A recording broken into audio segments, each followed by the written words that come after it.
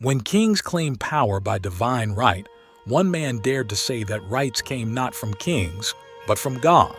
In an age where crowns ruled consciences, John Locke gave freedom a philosophy. He didn't pick up a sword. He picked up a pen and forever changed how the world understood power. Locke was born in 1632 into a world of unrest. England was tearing itself apart between crown and parliament, church and conscience. As a boy, he watched civil war reshape his country. A war over who truly ruled man, God, king, or self. The divine right of kings said authority flowed down from heaven, unchallenged, unquestioned. To doubt it was treason, to resist it was sin. But Locke would spend his life turning that belief upside down. The Age of Absolutes.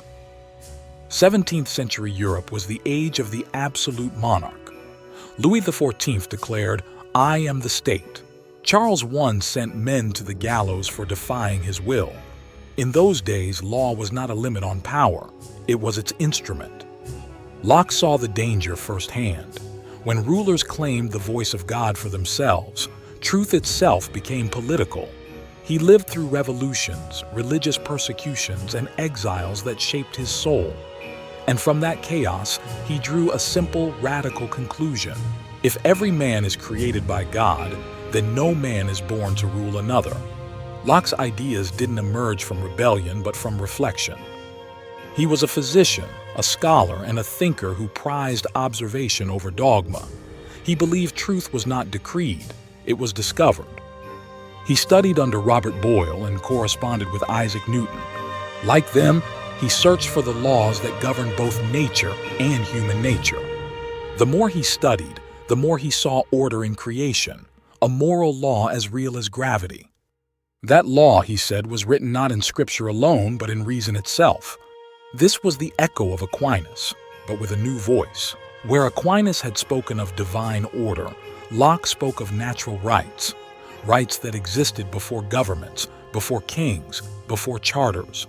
They were woven into the very structure of human existence: life, liberty, property, not as privileges granted by rulers, but as endowments from the Creator. The natural order. To Locke, liberty wasn't chaos. It was the balance between reason and restraint. He believed man was born free, but not lawless. Bound not by the whims of others, but by moral reason, the law of nature itself. That law, he wrote, teaches all mankind that, being equal and independent, no one ought to harm another in his life, health, liberty, or possessions. It was a revolution written in calm prose, but it struck like thunder across the centuries. Locke's world had known kings who saw men as subjects, not citizens. He offered a new vision, that government exists only to secure the rights God already gave.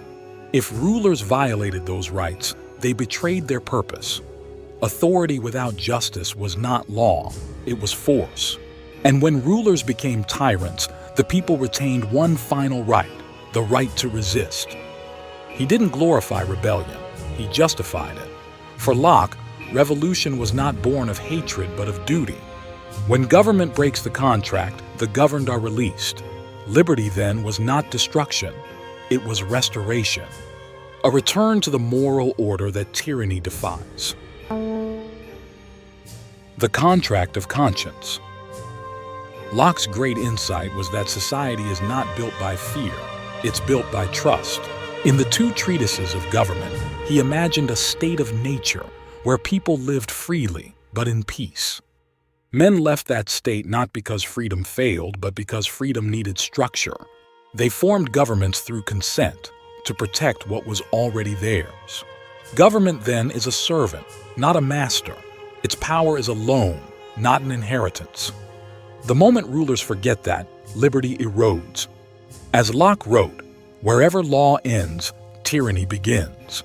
He saw power as a necessary evil, one that must always be bound by reason and accountability. Even the best rulers, he warned, can become the worst tyrants when left unchecked. Freedom, therefore, demands both conscience and courage.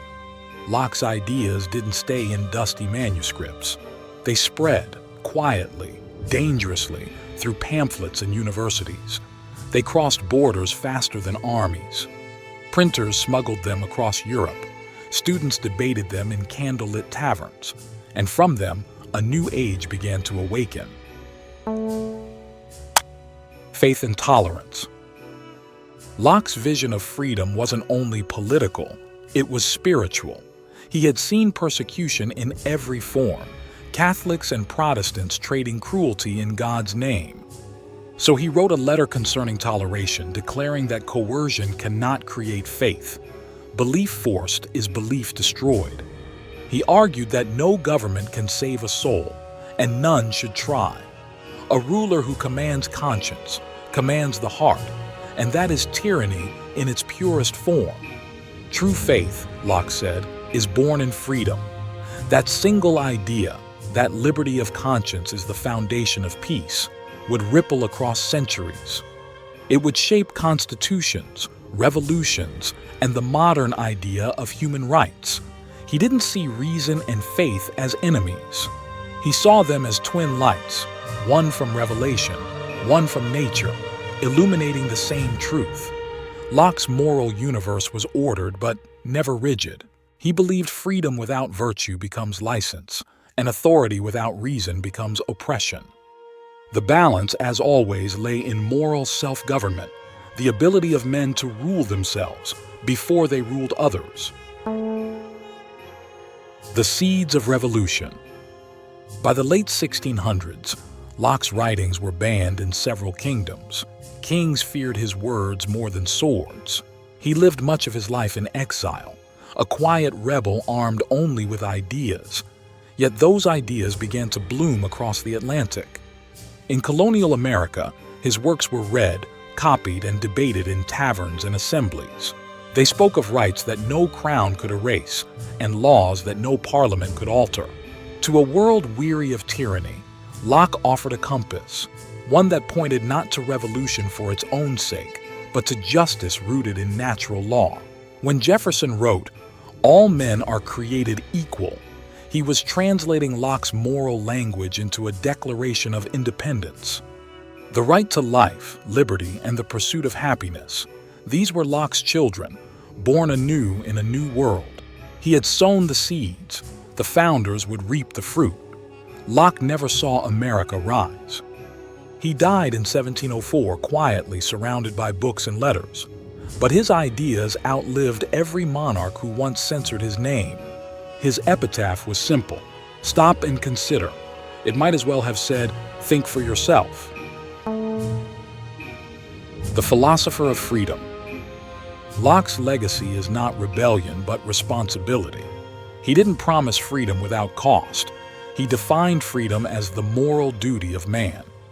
To live justly, to govern wisely, to respect the rights of others. This is liberty rightly understood. Freedom to Locke was not doing what one wishes, but what one ought. A moral order of equals, guided by conscience, secured by law, and sustained by reason. From Aquinas' divine harmony to Locke's social contract, the torch of liberty passed from the monastery to the mind, from revelation to reason, from obedience to consent.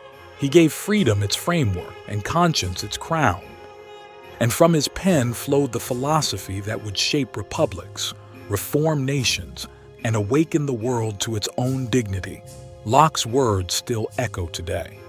When governments overreach, when power drifts from consent to control, his warning rings clear.